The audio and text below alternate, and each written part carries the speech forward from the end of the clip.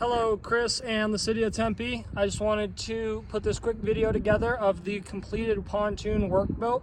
We are scheduled to deliver it this Friday, June 16th. And I just wanted to put this video together to show you what we did to turn this boat into what you were asking for, as well as the operation, and really not a lot to it. It shouldn't be too different than what you have, but explain a few things. If you have any questions or anything on operation before or after you take delivery of the boat, do not hesitate to reach out. Chris has all of my contact information. I'm not going anywhere, and we're happy to help. So very open layout. This is a nice tan, rhino-lined, bed linered, really kind of nice texture, very non-skid floor. And as you can see, we were able to utilize standard deck trim for a pontoon boat there, just like a regular pontoon would have, just like the other Sun Tracker you guys got from us. We did the half railing, so the back half railing here, we sourced railings that were already pre-made and kind of figured out a size and placement of them that worked fairly well for this setup. You got a couple storage compartments right here. The seat back storage lifts up there, and then inside of this one we have storage and just some extra instructions that you guys had given us inside of that compartment. Over here is kind of the main compartment with all of our electrical housed in it, as well as the console. So this one's going to open up towards the outside of the boat, and this compartment here is lockable. There will be two keys that operate this lock. They will be with the boat. When you get them, they're going to be the only two keys that don't operate the ignition switch. So turning that handle to open this, you have to turn that handle and open it. You have a battery right here that's going to start the engine and operate everything on the dash. And then over here, you have your battery shut-off switch. So there's a two-position switch. If we hit off, that shuts everything off. In the on position, you'll be able to start and run the boat and operate everything on the dash. This is the onboard charger, and there is a simple plug-in right here. All you have to do is run an extension cord, regular 110 cord, plug it into this, and it will keep this battery charged and maintained while not in use.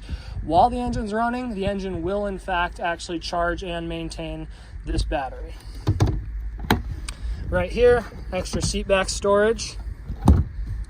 Flipping over to the dash, pretty much the operation is going to be identical to the other boat that you guys have from us. All of the controls and everything are in the same location. I don't know if you see there's a control forward, reverse, same way, and outboard trim up and down. Safety kill switch lanyard right here. Without this, it will not start. The engine will not start at all. This one, the dash came preloaded with the stereo and everything, so we left it all hooked up. The stereo will only work with the key in the ignition position there, and then this master power switch right here on. Without this master power switch on, none of these things will have power to them, or that power switch underneath the seat, none of these will have power to them. So the master power gives you power to all of your dash here. Navigation and anchor lights are going to be right there. That's going to be for your underwater at night. Courtesy lights are going to light up underneath the seats. There's a couple little LED lights underneath the seats that'll just provide better visibility at night. This accessory position switch right here is not wired to anything currently. And then this is just a horn button there. And then you have a regular 12-volt power outlet. Charge a phone, use a pump, spotlight, anything like that. On the dash, we have a fuel gauge, trim gauge, and a tachometer. This engine at wide open RPM, a wide open throttle, roughly a 5,700 RPM engine for light load. Obviously, you guys might be loading it up. I can assume you won't be using it at wide open throttle while you have the front of this boat loaded with 55-gallon drums, but it should turn about 5,700 RPMs thereabouts. If you have any concerns on how it's performing or anything, please don't hesitate to reach out.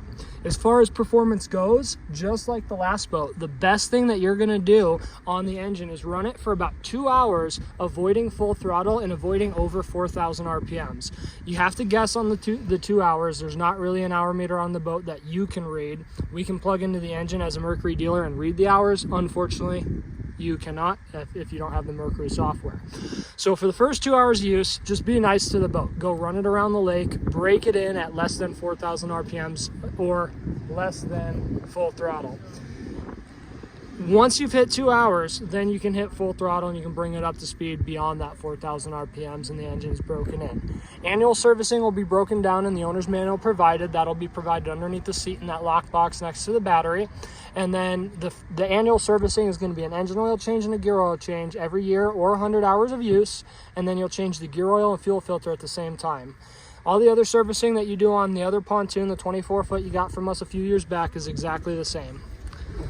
Again, just wanted to 360 around the boat, show you everything. We got fire extinguisher up front, just really show you the layout of the boat and what we ended up doing. Exterior of the boat, obviously not a lot to it here. Very straightforward work rig, just as we had talked. The half railing here, a little bit of space on the back corners to walk on and off from a dock.